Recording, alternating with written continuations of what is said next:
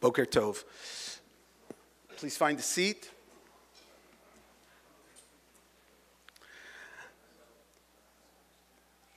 Good morning. My name is Rabbi Natty Helfgott. First of all, I'd like to welcome everyone here for this special event commemorating the 10th Yahrzeit of Moreno Rabbeinu, Rav Lichtenstein, Zichron Livracha. I'd like to welcome everyone, and especially all the prominent, distinguished speakers that we have this morning. Many of them who were Talmidim of Rav Lichtenstein, close Talmidim of Rav Lichtenstein, from many different eras, from the YU era, from Yeshivat HaRav era, obviously, and other people. There are so many people who could speak and knew Rav Aharon intimately, and we thank you all for being here today. I just want to make one point. Number one, there's Sfarim of Rav Aharon to purchase, but not during the speakers, but during the breaks. The Shiurim will take place, one here, and Rabbi Gardenschwartz here, Rabbi Nachbar outside. And even though this event is in memory of Rav Lichtenstein, there's one thing I'd like to ask the speakers not to follow in the minhag of Rav Aharon, and that is not to be marchiv et hayiriyah, but rather to be on time and follow the guidelines of the timing. I'd like to ask Rabbi Strauchler, the Mara da Asra of Riyat Yisrael, to open the program.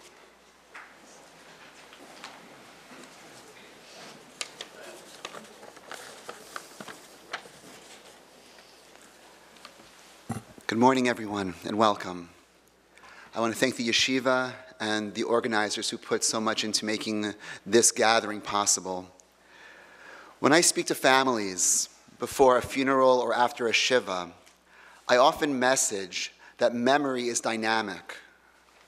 As we get further from intense memories, often involving end-of-life crises, those difficult times don't disappear, but they gain new context in the fullness of a person's life. We gain perspective as we more clearly see the person in full. We can suddenly focus upon long-hidden moments of health and strength as the cloud of frailty fades within a larger life picture. As students of an Adam Gadol, an enormous tzaddik, a towering Gaon, and a prodigious Yashar, we face a similar opportunity and obligation. In the immediate aftermath of such a person's passing, newspapers write articles, and social media platforms light up.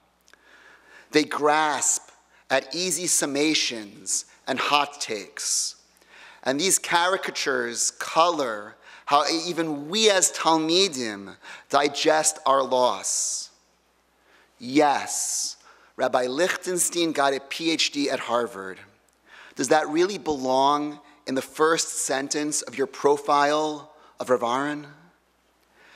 As we gather to honor Rav Aharon on the occasion of his 10th Yahrzeit, the newspapers will not be writing profiles. It's just us in this room, his Talmidim. It is here that the real work begins.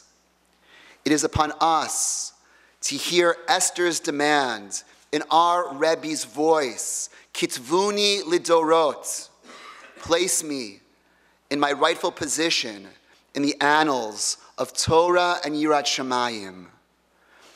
Every time we teach our Rebbe's Torah, Katavnu lidorot. Every time we keep his Dmut Diukno before us, as we fight off the Yetzer Hara within difficult decisions, Katavnu lidorot. Every time we allow the plaintive sound of his Dirshu Hashem Bihimatzo to source our faith itself, Katavnu lidorot. Every time we hear his compassionate, courageous, religious humanism and allow it to guide an individual umlal or a community b'tsa'ar, kathavnu lidorot. That is our collective task today. And ad mea ve'esrim, it may be one of the most significant responsibilities and contributions in each of our individual lives. Yes, we may each have our own chidushim, but to be toward our Rebbe, each in our own way, Rav Yehuda towards his Rav, or lahavdil, Boswell towards his Johnson. We might say about our contributions to the Masorah and to Klal Yisrael, if we're able to do so, dayenu. It is with this in mind that I would like to share one detail about our Rebbe that I believe requires more attention. It's not even a detail, it's an emotion. Do you remember what it felt like to ask Rav Aharon Lichtenstein a question? Not as the words came from your mouth, but as you prepared them within. The stress, even terror, of walking over to him in the Beis Medrash, or lo aleinu, knocking on the door of his office. Discomfort does not even begin to express that feeling. Go there. Hold that memory. Now, this was a strange thing. Rav Aharon was kind and considerate to a fault. We saw his love for us in his soft, gray eyes. Yet we stood before him with a yira that we reserved for no one else in our lives. Let's not even talk about that word, tomar.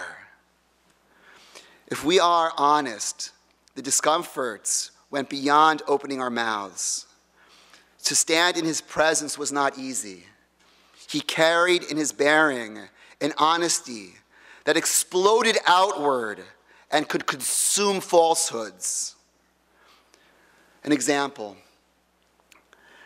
I first met Rav Aharon when I was in 11th grade and I was applying to Yeshiva.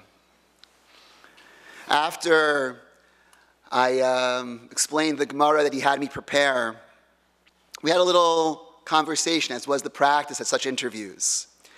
And he asked me what I thought about my high school. And I was a stark young man back in the day. And I said, I wish we had school on Sunday mornings. So Rav Aharon looked at me and said, so what do you do on Sunday mornings? So I said, well, I read the newspaper.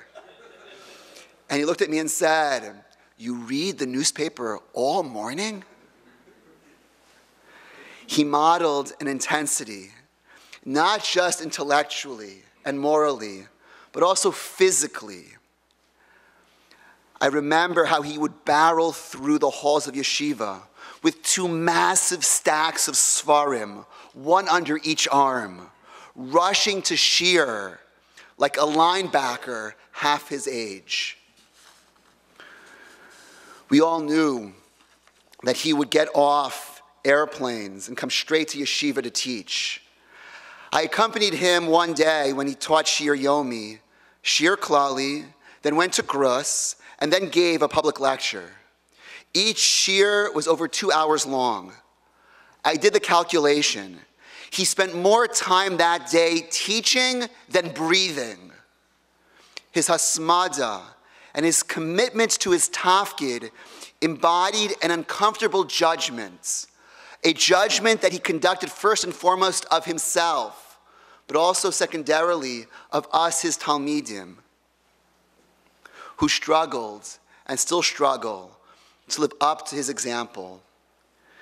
This judgment asked one basic question: am I serving my ultimate master as I should? Rav Lichtenstein wrote on the pasuk, Avadai heim asher hotzeti otam me'eretz Mitzrayim, servitude, pure and simple. That is his right, and that is our duty. That was how Rav Aharon lived. We were afraid of that judgment. We are still afraid of that judgment. While he contrasted Avdut with the Torah's valuing of human dignity and its high assessment of man's place in the universe, this Avdut created a truer humanism. This Avdut, as embodied by our Rebbe, was the greatest humanism. In these demands was encoded an unparalleled greatness that a person could achieve. In as much as Hashem valued our service, we could value our own potential and reach to become truly worthy of Hashem, our master. Now, if we take a step back here, we are in dangerous territory. We are addressing the worst crime in today's polite society, to judge. To judge ourselves is to feel discomfort. To judge others is to impose discomfort. To extend one's reach beyond one's grasp is to invite flailing failure. It is unsettling to have expectations. It is unhealthy. It makes you unhappy. If the secret to happiness is low expectations, where do high expectations lead?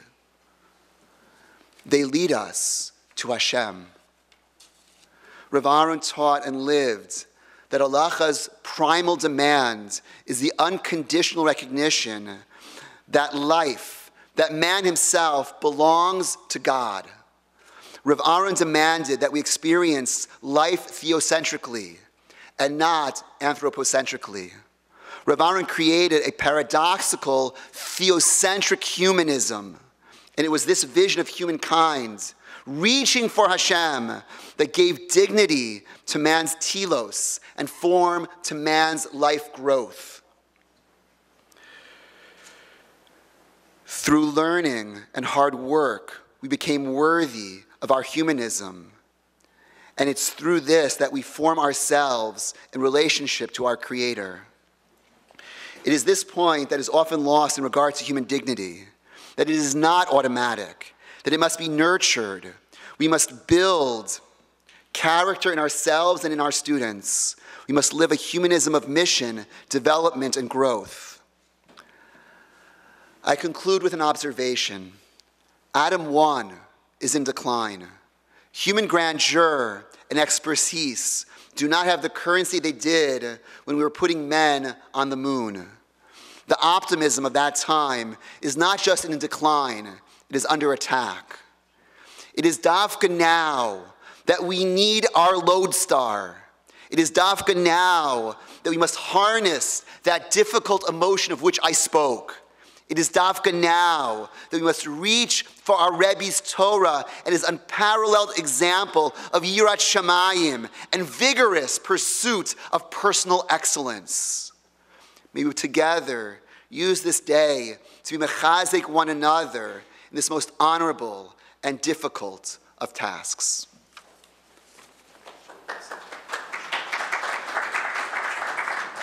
I'd like to call Rabbi Avraham Wein of Keter Torah to introduce our speakers. Good morning, everyone.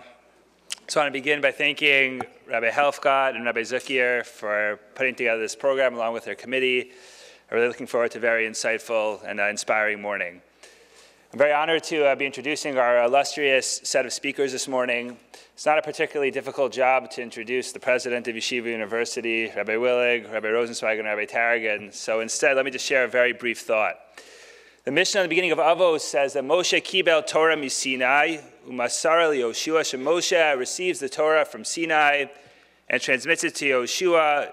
Yoshua l'zikenim, Yoshua to the elders. L'zikenim l'neviim, u'neviim masaruha la'anshe knesses hagadola. And it's here in this very Mishnah that the Masorah is described, where on the one hand you have the element of Kabbalah, of the reception, receiving, and Mesirah, of transmission to the next generation. And briefly, I'd like to share with you, or really oversimplify an idea I heard from Mori V'Rabbi, Rabbi Rosensweig, that this formulation of Kibel Umasar actually captures the essence of a Baal Masorah. That someone who fully grasps, internalizes, accepts the teachings of an earlier generation, but then on a very deep level, has to try to actively transmit it, adding their nofech mishalo, their own personality, utilizing their own strengths, their interests, and adding their layers of understanding. And each of our speakers this morning embodies this smooth passing of the Mesorah through Kibel Umasar. They've received so gloriously the teachings and personality of the Rebbe, Aharon Lichtenstein Zecher Tzadik Livracha, that proverbial handshake from one generation to the next. But our speakers are not carbon copies, mini versions of their great Rebbe. They've instead added their nofech mishalo, they've added their own personalities, they've advanced, progressed, expanded on different elements of his teachings, be it crafting new philosophies, or writing books defining institutions, whether it's in the realm of psak halacha, whether it's in writings about redemptions or other topics, or progressing our beloved brisker derech halimud. And so it's my honor to call up our speakers this morning. The Rabbi Helfgott pointed out to me that it's very intentional that the speakers here represent different generations for Aharon's teaching, both here in America and in Israel. I'd like to begin by hearing from Rabbi Dr. Ari Berman, followed by Rabbi Willig, by Rabbi Taragin, and then Rabbi Rosensweig.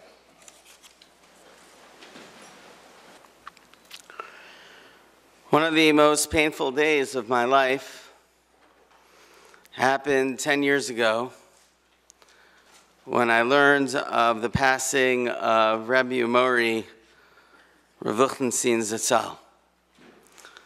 The personal loss of his attention and guidance, his role model and Torah wisdom was so difficult to bear. After his funeral, I was in a state of bewilderment. I walked back from Alon Shvut to my home in Neve Daniel through Derech Avot, and I got lost.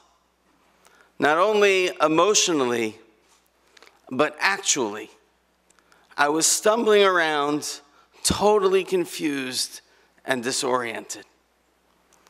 10 years later, his absence for me is still deeply present.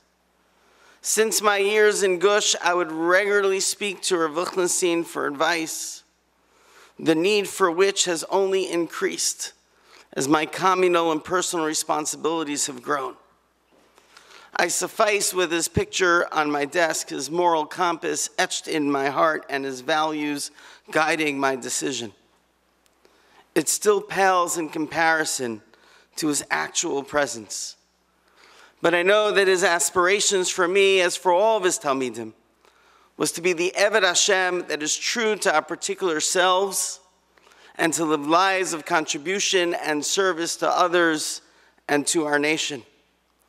I carry Rav Lichtenstein with me in all of my travels, and I hope that my actions would make him proud.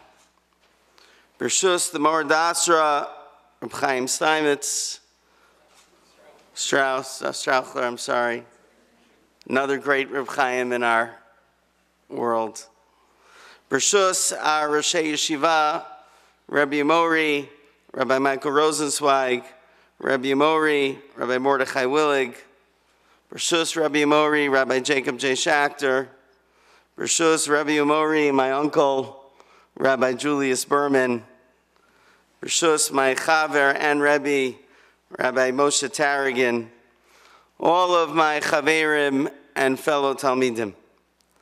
This morning, on the occasion of Rav Lichtenstein's 10th Yahrzeit, the particular feature that I wish to focus, that was exemplified throughout Rav Lichtenstein's life and also appeared as a topic of his sichot and his writings, is moral courage and leadership. In one of his sichot, Rav Lichtenstein framed his remarks about leadership with the example of Rabbi Yochanan ben Zakkai. Rav Lichtenstein notes that at the end of his life, Rabbi Yochanan ben Zakkai was surrounded by his students who were surprised to see that he was weeping. His students were wondering why would the great Rabbi Yochanan ben Zakkai be crying, and he said, "How could I not weep? I'm being led before the King of Kings. And there are two paths that lay before me, one to Gan Eden and other to Gehenna. And I do not know upon which I will be led. Shall I not weep?" Why would the great Rabbi Yochanan ben Zakkai be worried about his future in the world to come? Rav Yochanan pointed to commentaries who linked the story of Rabbi Yochanan ben Zakkai's decision years earlier to ask Vespasian to save Yavne and its sages. On that fateful day, Rabbi Yochanan ben Zakkai made a choice to ask for Atzala Porta, a partial salvation, instead of asking for Jerusalem. He could have saved Jerusalem. Did he make the correct choice? He was worried and concerned about his final judgment. Rav Yochanan points out in the story in Gittin, there's a foil to Rabbi Yochanan ben Zakkai, and that is Zechariah ben Avkulis. When the Caesar sent the sacrifice with a hidden disqualification, the rabbinic leadership understood the risk that would exist if they did not bring that sacrifice on the Mizbeach. But Zechariah ben Avkulis said, Yomru balei mumim kraven legabe Mizbeach, you can't bring it. Maybe people will say that it's mutter to bring animals with blemishes on the altar. Okay, they thought, then let's kill Bar Kamsa to stop him from telling the Caesar. No, Zechariah ben Avkulis said. Yomru meitel mum bekodshim yareg. Maybe people will say that bringing with an animal with a mum is chayav misa, a falsification of the Torah. Rabbi Yochanan said, Amar Rabbi Yochanan in v'natenu shel Rabbi Zechariah ben Avkulis hechrivu et beitenu. It was the humility or inability to act for fear of what people will say of Zechariah ben Avkulis that caused the destruction of the Beis HaMikdash. In contrast, as Yerushalayim burned under siege, Rabbi Yochanan ben Zakkai made a daring decision. He snuck out of the besieged city in a coffin. He stood before Vespasian, and he asked for Yavne and its sages. Jewish history exists today because of his daring, as Torah and the Masorah, the foundation of our people, were saved from destruction. But did he make the right choice? He could have saved Jerusalem. Rav Yochanan saying Kedarko B'Kodesh analyzes the process and reasoning of Rabbi Yochanan ben Zakkai, and I invite you afterwards to find it on the virtual Beit Midrash and read through his writings on it. But let me add my own observation. The whole story in Gittin is about rabbinic paralysis. The rabbi saw Bar Kamsa mistreated, but didn't say anything for fear of offending the host. The rabbi stood and allowed Zechariah ben Avkulis' fear to cripple them. And when the Bar Yonim controlled the city, they were paralyzed to do anything about it. It was only Rabbi Yochanan ben Zakkai who snuck himself out of the city, who confronted Vespasian and made a decisive request. Did he make the right request? One could argue one way or the other. It's actually, in my mind, not the point. The key is he put himself in the position to make it. In terms I think Rav Yochanan would appreciate, because he liked baseball, Rabbi Yochanan ben Zakkai got to the plate and he swung the bat. What will come will be disagreement and criticism by colleagues and detractors. But that's what a leader does. He swings. That was the personal advice Rav Yochanan gave to me. When I was the rabbi of the Jewish Center, I'd regularly talk to Rav Yochanan about whether I should make Aliyah or not. It was a annual, if not semi-annual conversation. I was a community rabbi, I gave shir at YU, hoping that I was making some difference in the community. But of course, being part of building the Jewish state after close to 2,000 years in exile called me. I went on sabbatical for a year to help make the decision, and I would regularly speak with Rav Yochanan about it. As I would about all major decisions in my life. I would regularly speak to Rav Yochanan about it.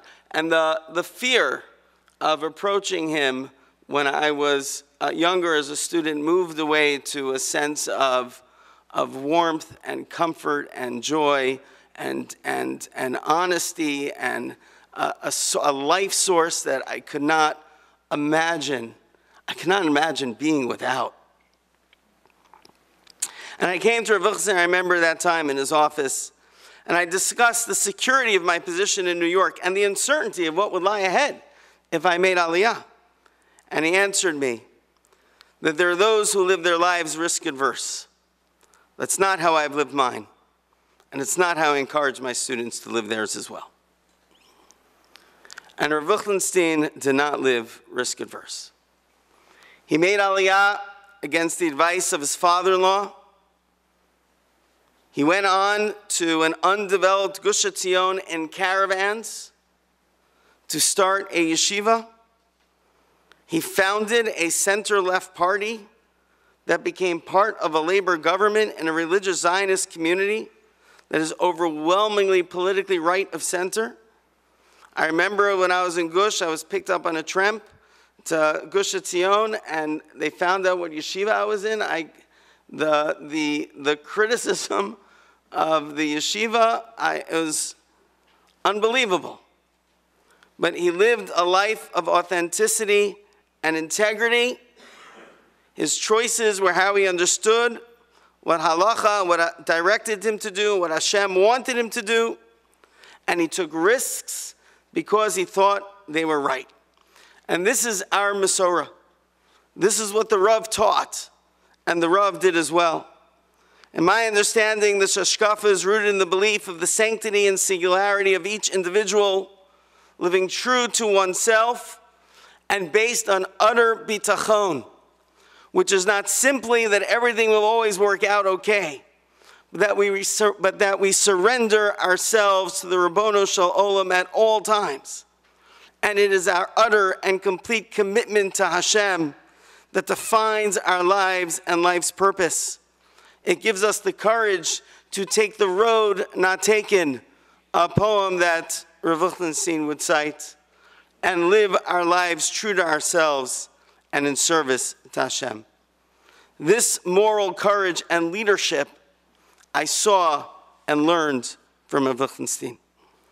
A few months ago, I had the honor of standing at the podium in the rotunda of the Capitol in Washington with President Trump on one side and President Biden on the other at the 60th inauguration of the President of the United States. I opened my remarks quoting the verse in Yirmiyahu, Baruch HaGever, Asher Yiftach B'Hashem. Blessed is the one who trusts in God. I developed the theme of the foundational significance of trusting in God and believing that God trusts in us as I prayed for the hostages, Israel, and for all of humanity to experience God's love and blessing. In my life, the rabbi and teacher who first and most profoundly represented for me this gever of Baruch HaGever was Rav Lichtenstein. That day, I was simply channeling his teachings, as I hope I have the privilege of doing all throughout my life. Rebbe will never be the same without you present, but your teachings and example continue to sustain us, nourish us, and guide us. Tei nishmato tzura b'tzura hachayim.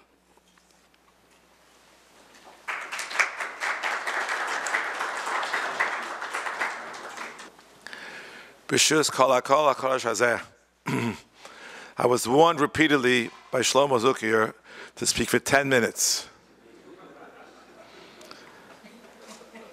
And I like to follow instructions.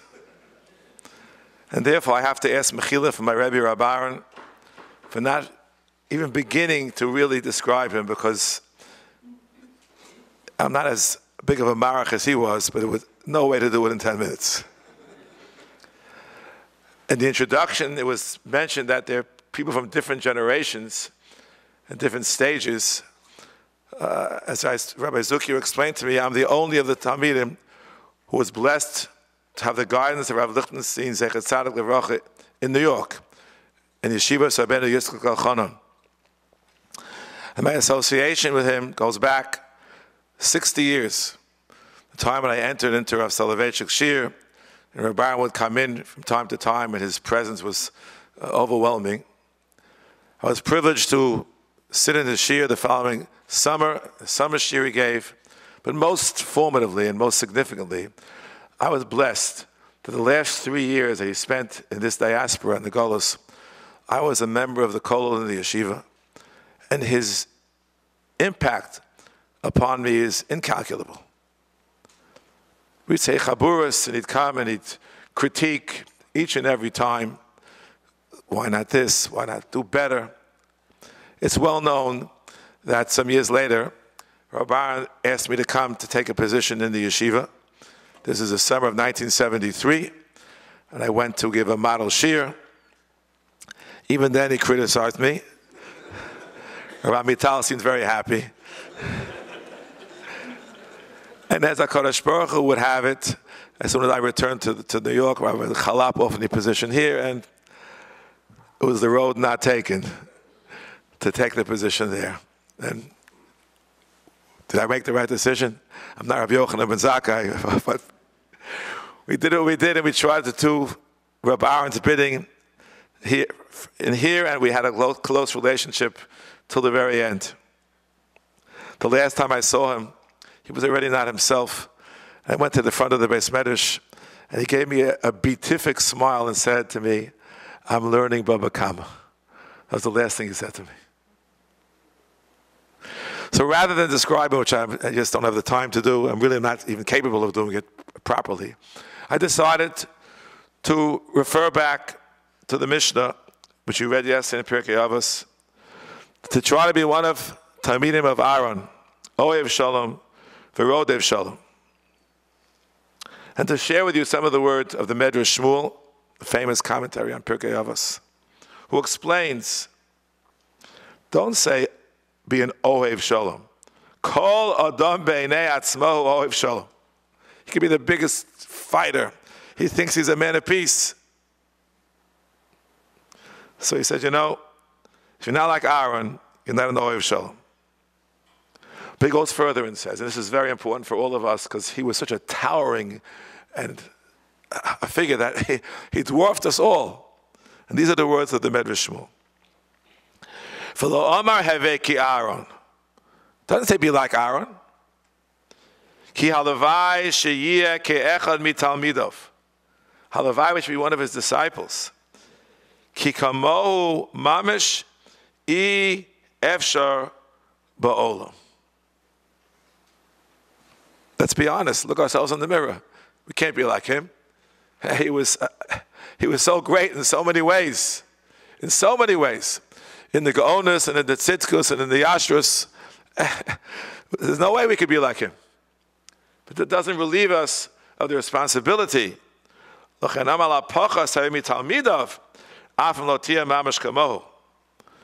We try to be his disciples, his followers, whose lives are illuminated by remembering his teachings, his role modeling, and everything about him. It says, Oves Habrios, listen to the words of the Medrash Shmuel. Kolomar, B'ma sheheim briosav yizbarach. We love them because they are God's creatures. For no other reason. Not because you're going to gain something. They are creatures of Hashem. We all know Rabbi Aharon's, it was referred to before as humanism, his avas abrios, all types of brios. They could be great Talmidei Chachamim, even those who criticize them very sharply on the right. There were those with whom we disagreed strongly on the left. I remember that first year when I was influenced by Rabbi Aharon, he had a dispute. Those who remember, I'm sure that my good friend Rabbi David Bergel will remember, he had a debate with Yitz Greenberg and the commentator, which he began, it wasn't very cricket of you. That's I remember. The rest I forgot exactly, but that I remember. He was willing to debate those who disagreed with him and do it in a very human way. Human way. He was not afraid to express disagreement. My dear friend Rabbi Rosensweig will remember, maybe Dr. Berger was there as well, when there was a particular individual who tried to hide, forgive the expression, behind the kapota of Reb Shlomo Zalman Auerbach, and one of the teachings that was proffered, and he said, is that Lashon? If Reb Shlomo Zalman would read what you wrote, he would reis kriya. Remember that? He wasn't afraid to say things when he had to say them, but he said them, in his own way. In his own way. He was an oives abrios, not only those of his followers are gathered here today, but those who disagree with him strongly on the right and disagree strongly on the left. And yes, it extended to non-Jews. The Mefarshim in the start of Pirkei Avos explained that brios means creatures. Creatures. Right? Chaviv Adam shenivra b'tzelem Elokim. Every bria. Every single bria. I couldn't help but thinking when Rabbi Berman Shlita referred to the pasuk of Baruch HaGever. Forgive me for this association. But there's another individual, there's a book about him, that title.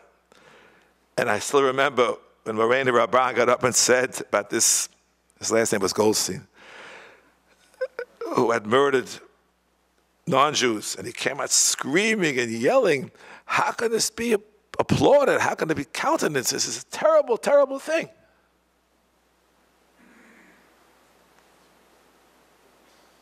He once had an argument with, I think it was Rav Dov Lior, about comparisons of scratching a Jew versus killing many non-Jews.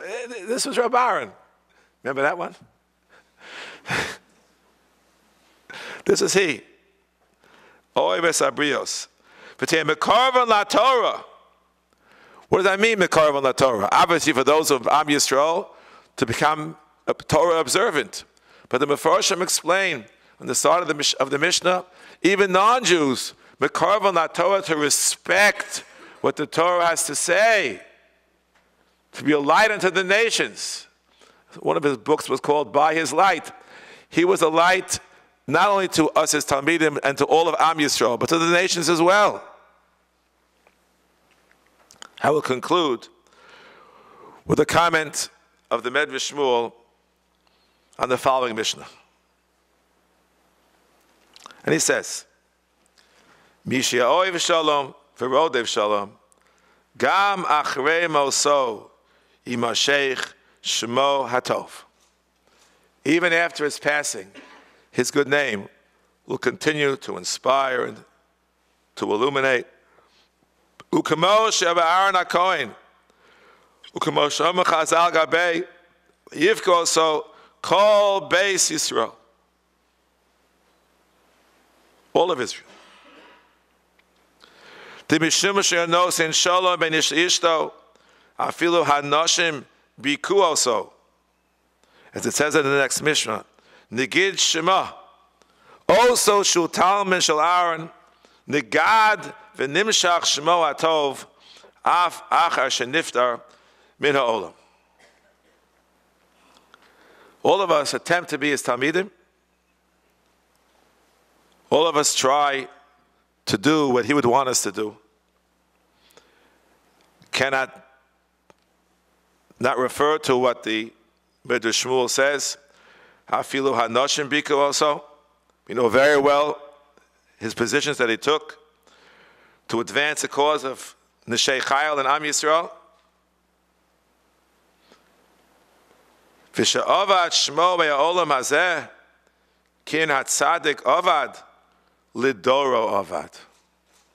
When this great tzaddik, this great Talmid Chacham, this great Jewish Shemayim, this great Yosher passed away, he goes to the higher world. No doubt in our minds which path he's going on. There's not Rav Yochanan ben Zakkai. But Lidoro Avad, it's our loss. As was mentioned, I represent the older generation who was close with our Rebbe Berman in his New York days. A generation that's getting older. He went in Aliyah in 1971 to do the math. Lidoro Avad, but not only to the Dora of New York, but the door of Etzion, where he served with such distinction for so many years, inspiring so many. May our door continue to follow in his path in so many ways that would make him proud and make the Ribono Shalom proud. Yehei Zichro Baruch.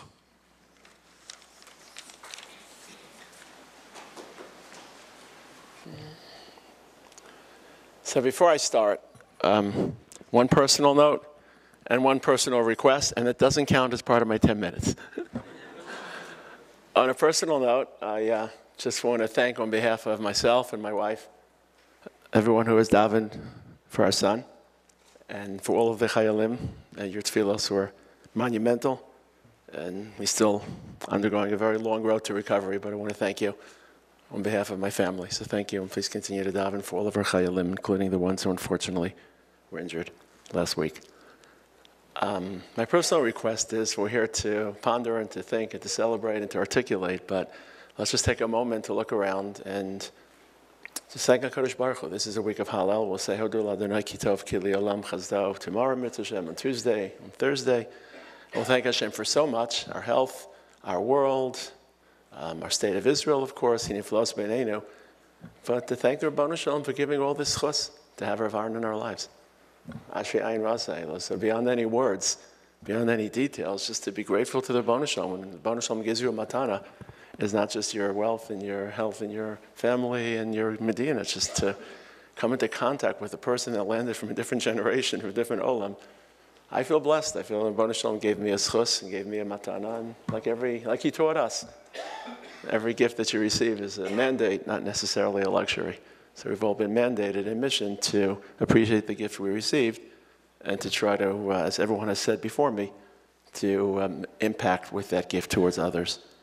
It's a formidable task to describe Rav Lichtenstein. It's a formidable task to limit it to 10 minutes. And it's an intimidating task to speak in the presence of so many great, luminous people. So I thought how I could add to this. As someone, what is my angle? I spent 32 years with this man in very intimate, interpersonal contexts. So to me, the Rav Lichtenstein that floods my imagination is not primarily the Rav Lichtenstein of the shiurim and the articles and the lectures and the public voices, but the Rav Lichtenstein of the lunch table, and the Rav Lichtenstein of riding home together from weddings, and the Rav Lichtenstein of walking through our own shvut. So I want to share three aspects of those memories. Number one, I want to discuss a little bit about Rav Lichtenstein's Torah Mada, at least how it struck me. I know it's a raw nerve, everyone has different opinions, my own personal view. I want to discuss Rav Lichtenstein and the Chafetz Chaim. Now I've got your attention. Ma inyan Rav Lichtenstein Eitzel Chafetz Chaim. And then finally, I want to share with you the night of Rav Lichtenstein that changed my life. So hopefully they'll each fit neatly into 10 minutes. I wasn't a Talmid of the Rav. One of my greatest regrets in life was being too young to have really appreciated this rising sun. I was at the point of Shkias Achama. I was in the last year. It's haunted me, but it's driven me to try to become a Talmidei of the Rav. And I owe so much to Rabbi Willig, to Rabbi Rosensweig, to Rabbi Shechter, to some of the other people who helped me connect to this person. And to me, just to me, it seems like his strategy and experience of Torah Mada is very different from Rav Lichtenstein, again with the caveat that I wasn't a Talmid of the Rav. As a bystander reading the Rav's writings, it seems as if the Rav was analyzing these large, classic systems of logic, of philosophy, of religion, comparing and contrasting them with Avodas Hashem, Yadus, Torah, Ratzon Hashem. How does Kant's moral imperative stack up with the Jewish seed of morality? How are we different and similar? What do we feel about Kierkegaard's leap of faith in the Jewish world of Emunah and reliance upon HaKadosh Baruch Hu? How can we reimagine Buber's I and thou distant relationship into a more intimate interaction with the Ribono Shalom that streams through history and through direct encounter?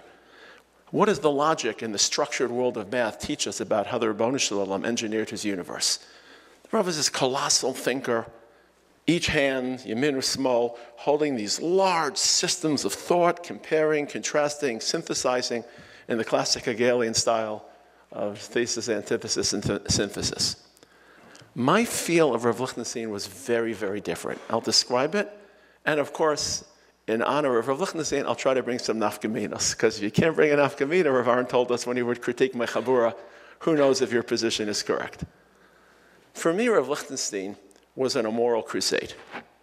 He wanted to perfect every aspect of his identity, and he blew open the walls of Mesilas Yesharim. What I mean is as follows. If you read the Musar Svarim, you pretty much see about 10 or 15 traits that are commonly evoked in the same Svarim. What are the 10 or 15 traits that lie at the root of Avodah Hashem? Humility, prayer, davening, chesed, charity, anava, kedusha, tahara.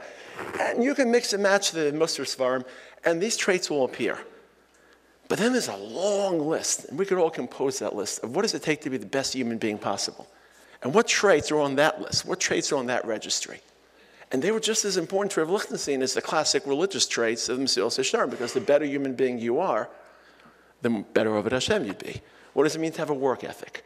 What does it mean to have loyalty? What does it mean to have integrity? What does it mean to have self-discipline? What does it mean to have long-term vision? What does it mean to have collective responsibility? I didn't see this in the classics from that I read as a youngster.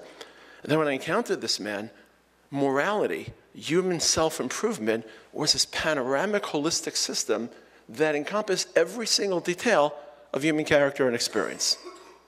And the second point that Rabbi Willig alluded to, as a humanist who deeply, deeply respected other people, he was sensitive to people outside of our tradition who also commented on that moral crusade. He was anchored in Chazal, he was anchored in Shas, he was anchored, his primary anchor, of course, for moral improvement were, of course, the lines of Chazal and the encounter with Ribono Shel Olam. But if other people had important aspects to comment on that moral crusade, he respected them enough to listen to them. I remember when his father visited the yeshiva, and his father at that point was blind and was mentally limited, and he told us why he studied Milton's poem, Samson Agonistes, because he felt the best way to climb into the mind space of his blind father was to read a poet, Milton, who wrote a poem when he was blind about Shimshon, who was blind. And you can't count on Rav Chizda to enter you into that space because he was too busy discussing the laws of Tumah V'Tara and the laws of Shtaros, or the laws of Nezikin. But he told us that understanding human nature and reading literature is a hechsher mitzvah for ben adam l'chavero. To understand human beings, to climb into their world. To me, that was Rav Lichtenstein's Torah Madre. It wasn't comparing two systems. I felt as if he was firmly rooted in front of HaKadosh Baruch Hu, Mikdash L'Yetzeh, but he looked outwards and he drew voices from beyond the Azara into the Mechitza Penimis of his relationship with HaKadosh Baruch Hu. And here are my rayos. There were a couple of rayos. My first raya is the types of people he quoted. He wasn't quoting Kant, as far as my memory serves me, as often, certainly in his Sichot, maybe more in his writings. He wasn't quoting Kierkegaard. He was quoting thinkers who were struggling with waves of secularization in the modern world and how to resist those waves of secularization. How to retain authentic religious thought in a rapidly changing world of industrialization and modernism. Matthew Arnold caught his attention, because Matthew Arnold was writing about this in the 19th century. Who in their right mind in our Masar ever heard of John Henry Newman before Rav Lichtenstein? John Henry was a 19th century theologian, but he pondered faith and doubt, crisis in the modern world. And these were the voices that spoke to him. And on top of that, not only the voices that address the issue of how to enforce religion or fortify religious meaning, but that's why he was, in my opinion, so enchanted with literature.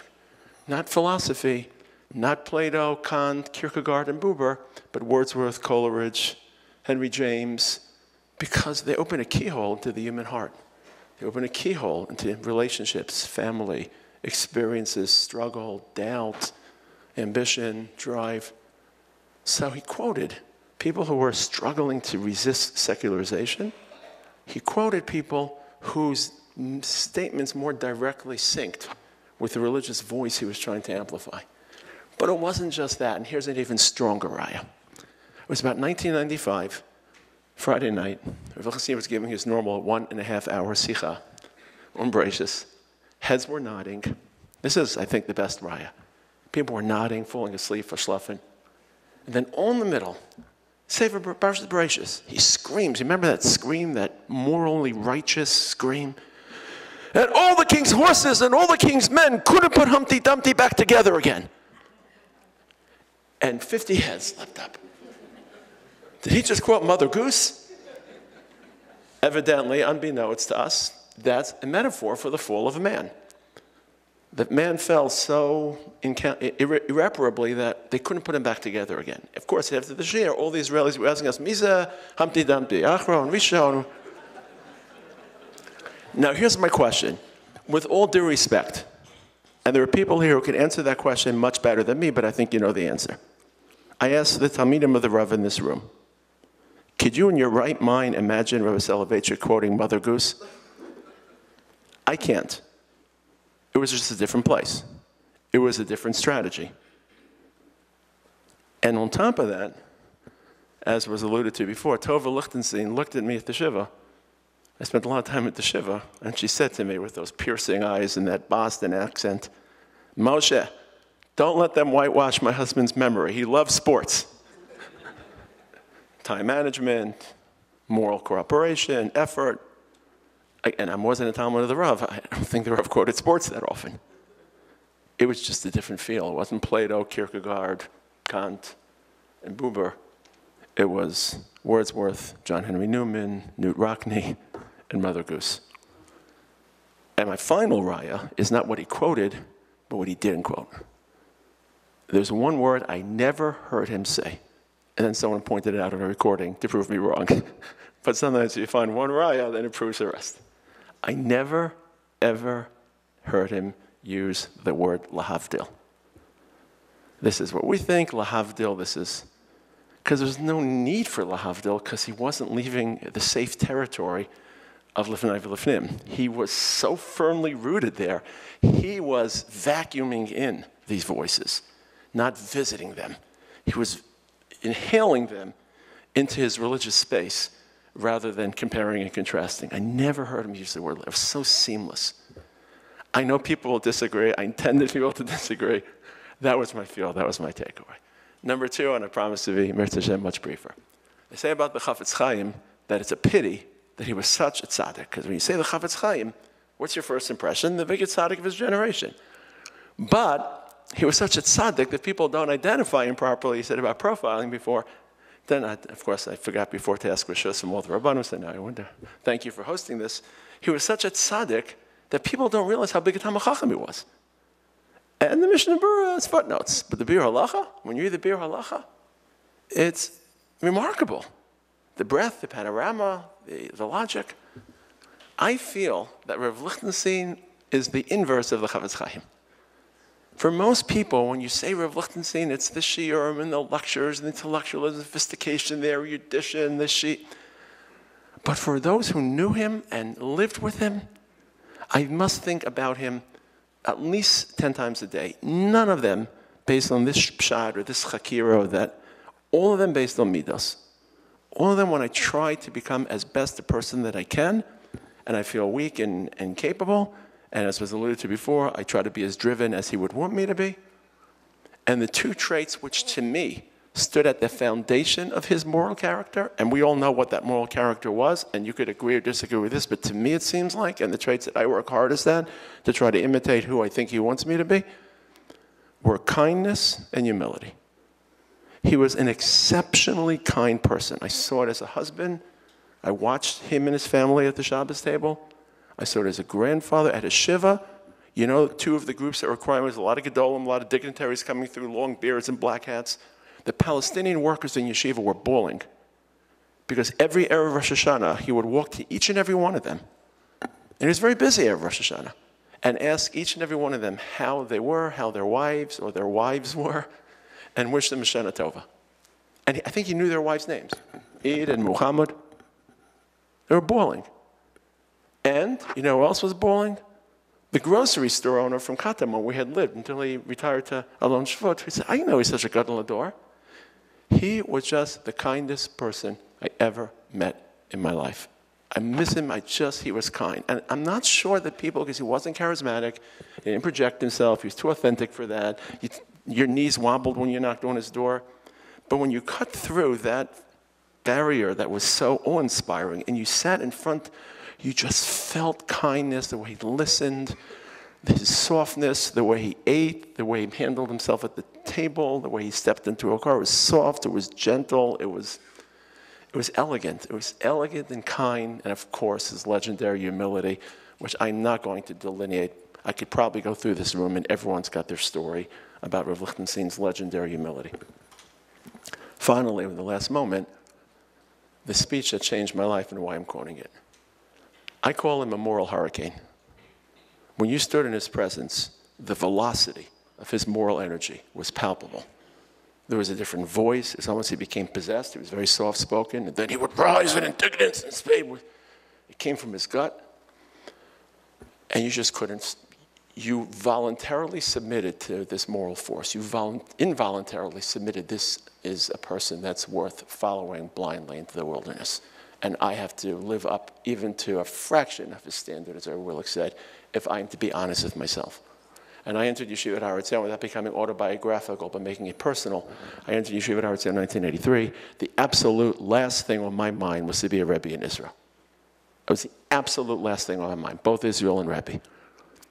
And then Purim night came, 1986, and he gave his legendary Sikha, in which he articulated, or actually portrayed, this confrontation between Mordechai and Esther. And Esther was too busy luxuriating in her palace with her mascara and her handmaidens, even Nova, Tischachel Malka, and Mordechai confronts her, and Aharon paraphrased the confrontation in which Mordechai is demanding of Esther the following 5 words. Ichbat lecha, or lo ichbat lecha? Do you care about Jewish history and legacy? Do you not? Ichbat lecha. And it was fulminating. The base matters must have been 400 people. It was Matzei Shabbos, Purim was Sunday, so we were all there. You could hear a pin drop.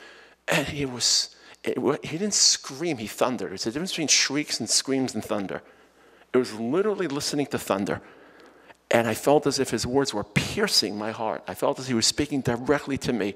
And I remember that moment, and I said to him, Rebbe, ichbat, just stop screaming at me. Okay, I'll do something different. And that's the moment I changed my mind. And I think we all had that moment, which is why I reference it. It's autobiographical, but it's universal. It's our commonwealth. We all felt that moral experience. Ashreinu, Ashrei Ayin. Ashrei Ayin, we are responsible to live up, not to his standard, because that is unattainable, but to live lives that are driven, not to allow discounts, not to be weak, not to be tired, to be kind, to be humble, and to maybe reflect a glimmer, or to refract a glimmer of the great show and the great person that HaKadosh Baruch Hu gave us the privilege to spend our lives with.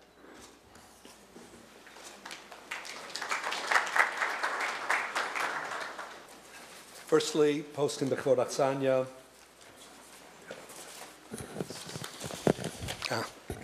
Taller than I am, I guess.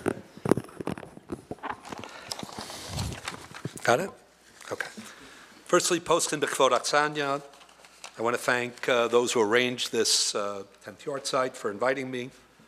It's always a very special privilege and honor to participate in the perpetuation of Mori Rabbi, Rav Aharon Lichtenstein, Zatzal's special legacy, not just a legacy of the past, but an ongoing legacy. Like all authentic Chachmei HaMesorah, Sifsosov Dovos Bekever, he continues to speak to us. Those special Talmidim who spoke before me really already exemplified that perspective. And as in the case of all Chachmei HaMesorah, the Dmuk Dyukno of a great man in time intensifies rather than diminishes. That's the hallmark of their profound impact of truly authentic greatness. Let me begin with a personal note as well of Akaras HaTov. I've always been grateful since the very beginning for the special personal relationship that I was able to cultivate, something not taken for granted. I think Rabbi Strauchler began by noting how difficult it was sometimes to knock on Rav Lichtenstein's door. He was a person whose time was in great demand. He had a tremendous impact on the community, his public role, his schedule of Talmud Torah, which was described also, I think, Rabbi Strauchler. He was really a sheer machine in many respects, probably together with the Rav, probably has the record for most, shiurim. And when you consider the type of shiurim that both actually transmitted and the kind of preparation that it required, it really boggles the mind, really, to consider how much devotion there was and how much investment in Talmud Torah. But public role, other Talmidim, of course, the priority of family.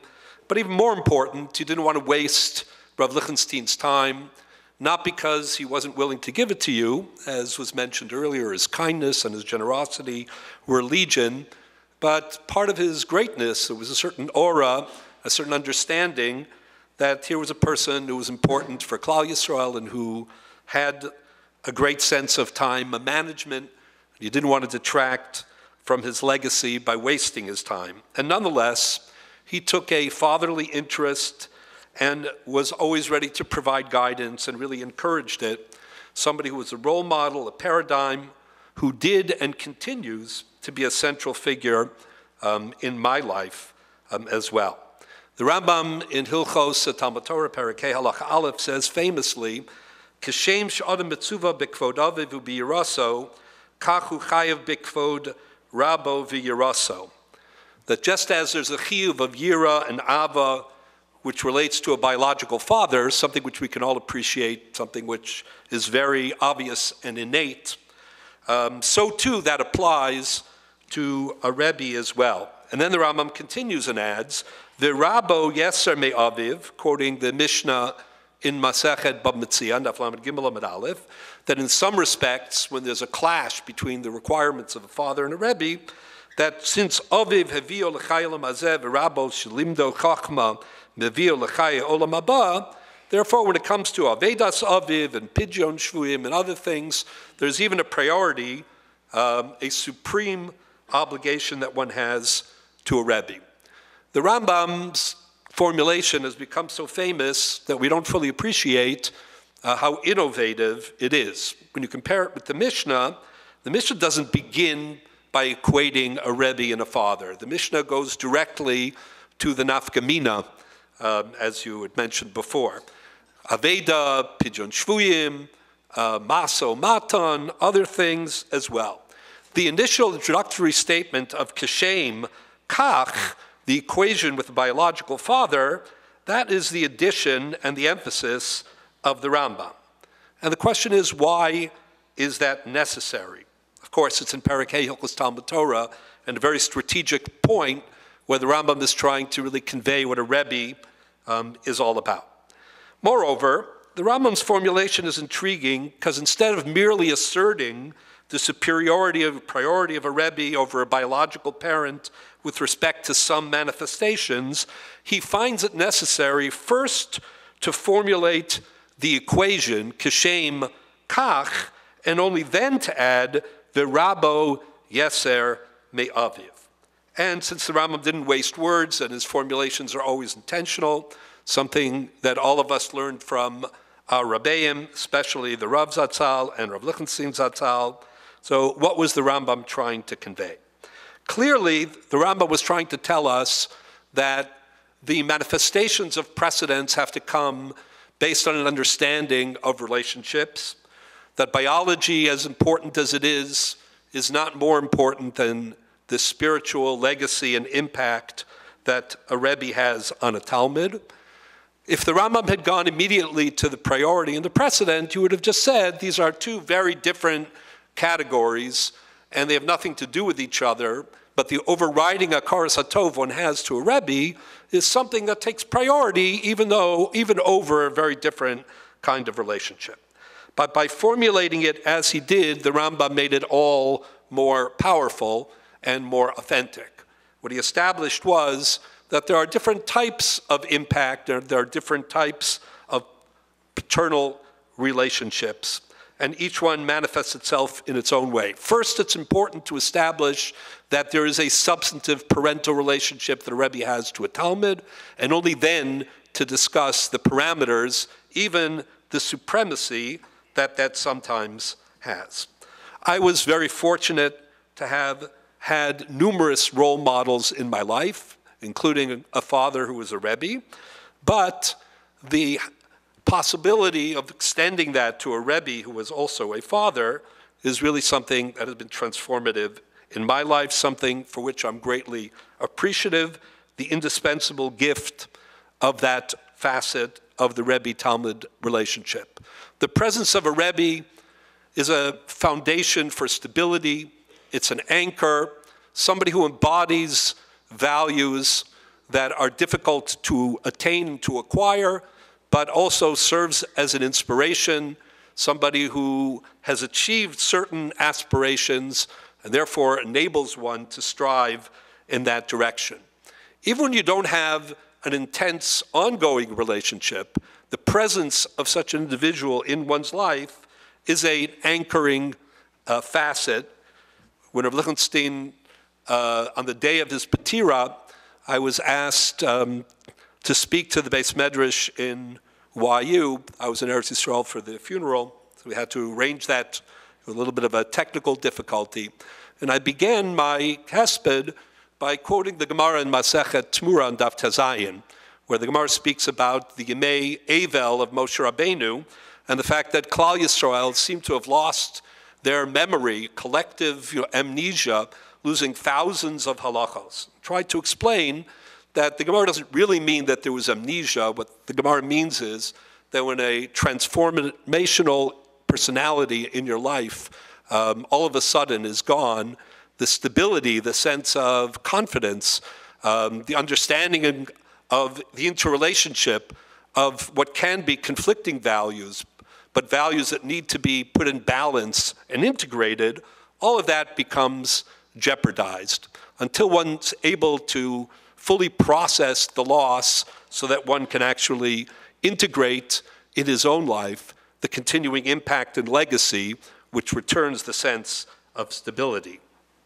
In that sense, whether Talmidim had a more intense, less intense relationship with their Rebbe, the presence of a Rav Lichtenstein, Zecharna Livracha, in their lives is something which is of incalculable importance to them then and continues to be as Dmus Yukno strengthens in time. The irony of the time constraints that have been imposed, understandably, so that you can hear from various people, has already been noted, certainly something Rav Lichtenstein would have bristled at and probably ignored. His presentations were lemala min azman, in many facets. And the truth is, as Rabbi Willig mentioned earlier, in addition to his greatness, being an Isha Eshkolot, part of his greatness, which I do want to speak about briefly, was the ability to project a certain breadth, a certain broader perspective, and an integration of different facets of life and of Jewish life. Being a true Isha Eshkolot, obviously, a true appraisal and appreciation of who he was would require much time. Each facet, his Torah, his Lumdus, his Ashkafa, his Torah Umada, his moral compass role, all of that, each of them requires time, and obviously it's time that we do not have. What one would try to do, what he would have done, would to try to define, to characterize his singular approach to Talmud Torah, the core of his legacy from which everything else radiated, to identify the patterns, to analyze from whence these propensities came and what and how they were reflected in his broader persona, principles, priorities, passions, the passions of a special walking Sefer Torah in the phraseology of the Gemara in Masechet Makos. Such would be his own approach, and such is what he certainly deserves.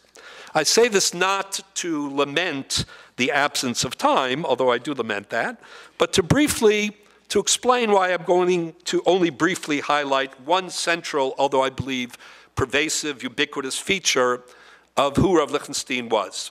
And that is his capacious breadth conjoined with meticulous, rigorous, analytical approach. The hallmark of his approach to Torah, more narrowly understood, but also broadly to his hashkafa, his persona, his view, his conviction, very deeply held conviction, that all aspects of life are affected by and integrated in the lives of a true Ben Torah. To me, all of this was very evident and experienced as a 16-year-old in the first year that I heard from him on the topic of Davar Shelo Bali Olam. When I came to the yeshiva, they were in the middle of learning Perek HaMafkid. I was very struck by the very first year, taking a topic that is a Shas theme, something that appears in numerous other contexts, but analyzing the totality of that sugya in different tchumim and mikzoot. What is the status of Davar Shelo Bali Olam in kinyanim, in shibudim, in kadshim? What are parallels in other mikzos, HaTorah, in Hilchos Kelim, things like that? I was very struck by the breadth of that kind of perspective, the background, the parallels. I'll discuss in just a second. But I found out very quickly that this was atypical, not an unusual shir, and this kind of breadth and depth, the integration of the two, which is extremely rare, was something which was characteristic of our Rebbe. The methodological motif and the a priori orientation of his approach to Limud Torah and his method of giving shiurim, in my opinion, had a dual significance, each of which also is characteristic of, reflects the uniqueness of his approach and his status and stature as one of the Chachmei HaMasorah. The first was educational, and in that sense, the ability to bring Talmidim along, to expose them not just to the material at hand, not just to excite them about a particular topic, but to provide them with tools going forward. In that sense, it was somewhat of a sacrifice relative to the alternative, a more dramatic approach where you have, kind of a question and, do you develop, a series of difficulties, then you kind of sweep in with a principle, which resolves everything. That could be, a very charismatic, I guess, approach to a topic. Rav Lichtenstein's selflessness and his educational focus really demanded a different perspective. But I also think that it highlights the consistency and the systematic component that he firmly believed in terms of an approach to the vastness of Torah itself. One can be lost in the Yama Talmud and in the vastness of Torah life. There are different mikzos, different disciplines, different topics, each of which has its own challenging aspects. Methodology and a focus on the bigger picture was a way for Lichtenstein to underscore for himself, and by extension for his Talmidim, that there is consistency and that there is a certain integration across this vast system. The idea that this applies even in what we'll call the inner logic realms of Kachim and Taros and Zraim is particularly significant. He was focusing not merely on the topic at hand, but on a halachic mode of thinking to try to demonstrate that it wasn't arbitrary or ad hoc, but that there are patterns in halachic thinking across vast topics and the whole system. Similarly, his focus on the breadth of a particular topic, and in two ways, was characteristic of this perspective. Number one, most shiurim focus on the daf, and that nothing wrong with that. There are benefits and advantages to that as well, educationally and also ideologically. But Rav Lichtenstein's shiurim always looked at the topic across Shas, in all of its places. The expanded topic and commentary, but also, as I experienced already in my first year, less accessible parallels that provide invaluable perspective through contrast or comparison, that draw upon enormous and prodigious memory that he was blessed with, but more than that, a certain intense yigia and amo, his toil, his immersion in the topics themselves were the prerequisite for having access to these other parallels. One who lives and breathes and develops an attunement to the system beyond the sum of its parts, what's truly meant by the concept of a walking Sefer Torah as described in Masechet Makos. His singular expansion of Rishonim commentary to include not just all of the Rishonim al atar, but also what I call the exotic or less accessible Rishonim. Today, these are relatively easily accessed. They put out some years ago a terrific series, Shitas Kamoi, in which they do all the work for you. Anybody who has a computer with search capacity can look up, where Davar Shalom B'Yolam exists in the Bala Itur or the Ravya or the Ravon or the Gaonim, etc. But Rav Lichtenstein's knowledge of these Rishonim was pre-computer. It wasn't based on books. It was based on his own enormous commitment, the mental effort, everything that required to master this entire literature, a hallmark and characteristic of his persona as well, as I'll explain.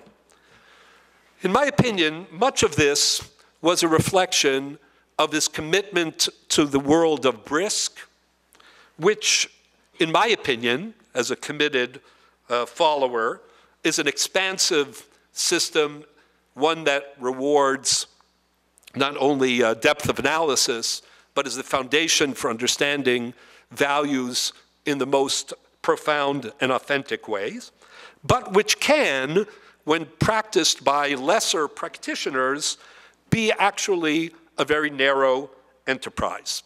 One of my great mentors, Dr. Chaim Soloveitchik, often cited the essay of Isaiah Berlin when he speaks about the different intellectual giants, foxes and hedgehogs. And he used to say quite often, says quite often, that Reb Chaim of Brisk was a hedgehog. He used to say that Reb Meir Simcha was a fox. Reb Chaim was a hedgehog. He drilled rigorously and deeply to develop singular modes of halachic thinking, to focus on an inner logic, accentuating singular characteristics of various themes. If you look in the literature of Brisk, we don't have time to do this now, but everything is a davar mesuyam. This looks like it's part of a larger principle, but it's actually some unique manifestation, etc. Analysis as opposed to analogy, and the questioning of two default assumptions, a more pragmatic perspective of thinking eschewed in favor of a more formal and idealistic conceptual categories that are more conducive to inherent norms and principles that are timeless and divine, but also relatedly, as I just noted, that promote an emphasis on singular manifestations rather than assuming that there are just some principles and everything is kind of an application of those broader generic rules. Though this orientation, in my view, and when practiced by the greats, liberates and expands halachic thinking, consistent with its divine origin and aspirational spiritual role that it occupies in Torah life, the focus on formulation, reconstruction, description, the proper need to rigorously analyze a particular text or detail in front of you can, with lesser practitioners, facilitate an opposite tendency, the narrowing and disconnection of discrete halachos. There are various ways and strategies to protect against this inclination, this proclivity to narrow rather than to deepen and broaden Talmud Torah and its values. In my view, Rav Lichtenstein's approach manifests, whether it was conscious or unconscious, I don't know, a particularly expansive, broad, and value-aspirational Talmud Torah within the world of Brisk by accentuating methodology, as I noted before, by significantly investing in the range of the topic, not just specific shitos, by expanding the library of the sugya well beyond Rashi and the Rambam and some of the most famous Rishonim, but to include, again, the totality of views and even the exotic Rishonim, applying this mode of thinking to a range of Rishonim especially, mostly hitherto organized or ignored, or excluded from the process, the Itur, the Ravya, the Gonim, the Sefer HaTrumos, etc., was a way of broadening and ensuring that Brisk remained more aspirational and not narrow. My initial experience misled me to think or to assume that this was a typical hallmark of sophisticated halachic analysis, even of classical brisk. My subsequent experience made me even more appreciative of Rav Lichtenstein's uniqueness. The Gemara speaks in Masechet Gittin on Daf Samech about Megillah, and Chasuma Nitna, two perspectives on the giving of the Torah. The Torah is to be focused on piecemeal or in its totality.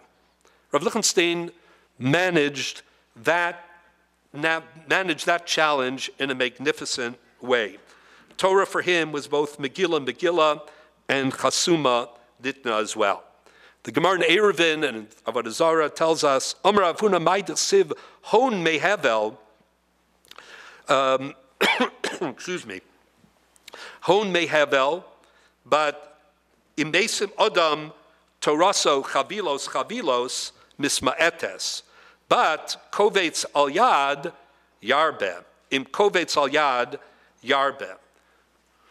This Gemara has been understood in many different ways, but for me, it always conjures up the image of Mori V'Rabbi HaRav Lichtenstein, somebody who understood the significance of individual, very specific categories, and at the same time was a Kovetz Al Yad who was Yarbe, somebody who knew how to integrate and to look at the bigger picture and the bigger vision. He embodied the Maral's take on the Gemara in Brachos, Talmidei Chachamim ein lehem menucha lo b'olam hazeh v'lo b'olam haba, shenemar yelchu mechayil al chayil. And the Maral adds, Ein ha-perish chas v'shalom she'ein lehem menucha, although that was probably true of Rav Lichtenstein as well, given his schedule. Aval rotzalomar ki malas Talmid Chacham ein hashlam lo. The work of a Talmid Chacham is never complete. He's always continuing to build and to expand his frontiers and his horizons. Kein tachlis v'sof el hasaga shem hisig davar echad efshar lo lahasig yoser. Rav Lichtenstein was capacious. He had the soul of a perpetual Talmud. He had an unquenchable interest and immersion in Torah's Hashem, the capacity to identify new, more, to expand quantity and quality. This broadening program reflects the salient facets of his approach and his persona, religiously, humanistically, which was also religiously for him, and spiritually. It required enormous personal talents, bekias, prodigious memory, but more importantly, the enormous mental energy that is prerequisite for such immersion. These betoken the amal and yagia that were carved into his facial expressions as he lectured or gave shiurim, a work ethic that reflected intellectual curiosity that never ended, but far more importantly, as was noted by the others speakers, one that was driven by deep religious conviction, the drive to master Kol Torah Kula, to encounter Dvar Hashem in all of its manifestations, every Bala Itur. The pursuit was innate to his values and priorities, and to me appeared unself-conscious, second nature, making it all the more impressive. It was a function of his monumental respect for legitimate diversity in Torah and Dvar Hashem, for the extensive notion of Elu ve'elu divrei Elokim Chayim, with, of course, appropriate limitations. This broader view aligned not only with his singular intellectual gifts that were harnessed to all aspects of Yiras Hashem and Avas Hashem, Toraso v'Olamo, but it's with his respect and faith in human diversity and capacity, the humanism that was mentioned by the other speakers, a strong, religiously focused, humanistic orientation. Let me conclude expressing, as others did, Hakaras Hatov for being counted among his Talmidim, a special privilege, as well as the personal relationships and generosity profoundly, which has shaped my own trajectory in all ways. Let's close with the earlier reference to a walking Sefer Torah and the comment of Rebbe, Kama tipshoi shar benad shar inshi, de mekami Sefer Torah kaime velo kaimi kami gava rabba. And again, the Maral adds in the Sivas Olam, Shalayomar ha'adam ki bal Torahu, kemo shar adam ve'ein sham shem Torah nikra alav, rak adam sheyodea Torah. Don't think that a true Talmid Chacham is merely somebody who carries that knowledge with him. Davar ze eino. רק כי התלמיד חכם כמו עצם התורה, וכמו שגזר השם ונתן התורה לישראל, כך נתן החכמים, והם גם כן עצם התורה. This is not true about all Talmidei Chachamim, but it was true about our Rebbe, a true Chachmei HaMasorah, Yehi Zichro Baruch. Thank you.